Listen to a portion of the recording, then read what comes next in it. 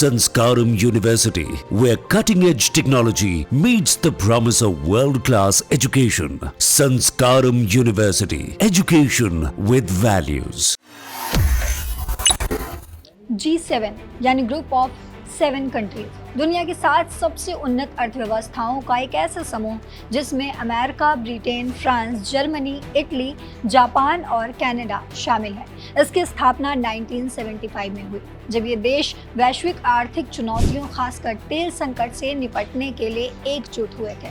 समय के साथ इसने आर्थिक के साथ साथ राजनीतिक मुद्दों पर भी ध्यान देना शुरू किया। G7 का कोई कानूनी या औपचारिक ढांचा नहीं है, लेकिन इसके फैसलों का वैश्विक स्तर पर गहरा असर पड़ता है, जैसे कि मलेरिया और एड्स से लड़ने के लिए ग्लोबल फंड की स्थापना या मल्टीनेशनल कंपनियों पर टैक्स की नीतियां।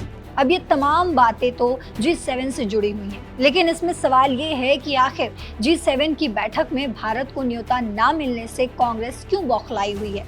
इस सवाल को डिस्कस करेंगे, लेकिन उससे पहले समझते हैं कि आखिर G7 क्या है।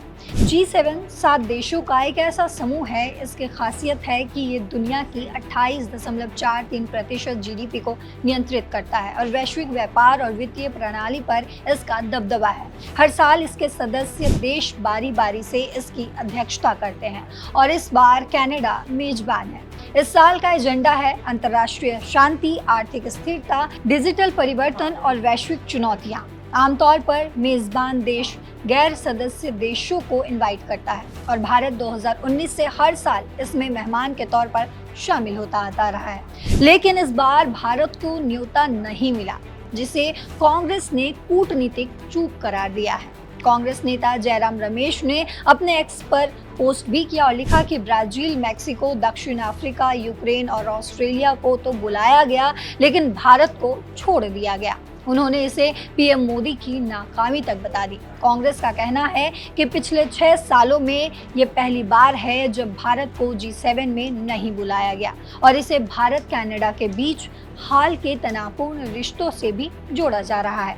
भारत और कनाडा के रिश्तों में पिछले साल तब तनाव बढ़ा जब कनाडा के तत्कालीन पीएम जस्टिन ट्रूडो ने खालिस्तान समर्थक हरदीप सिंह निज्जर की हत्या में भारत की भूमिका का आरोप लगाया था।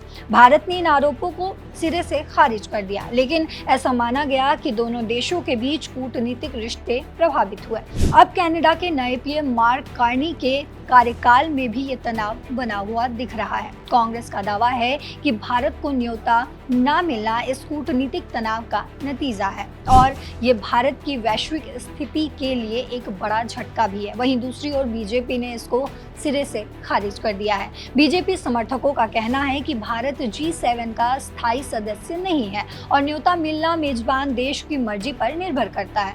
उनका ये भी कहना है कि पीएम मोदी की अगुवाई में भारत ने G20 जैसे मंचों पर अपनी ताकत दिखाई है और G7 में शामिल होना भारत की वैश्विक कद को कम बिल्कुल नहीं करता। तो क्या भारत को G7 में न्योता ना मिलना वाकई कूटनीतिक नाकामी है या ये सामान्य प्रक्रिया का एक सिर्फ हिस्सा है? ये सवाल अब राजनीतिक बहस का केंद्र बन चुका है। जहां कांग्रेस इसे बीजेपी की कमजोरी बता रही है, तो वहीं बीजेपी इसे सामान्य कूटनीतिक प्रक्रिया का हिस्सा मान रही है। इस बीच G7 सम्मेलन में वैश्विक मुद्दों पर होने वाली चर्चा का असर भारत पर भी पड़ेगा, भले ही वो इस बार मेहमान के तौर पर मौजूद ना हो। इस पर आपकी क्या राय है, कमेंट बॉक्स में जरूर बताते जाइएगा। फिलहाल मेरे साथ इतना ही। देश और दुनिया की बाकी खबरों के लिए देखते रहिए दैनिक जागरण। नमस्कार।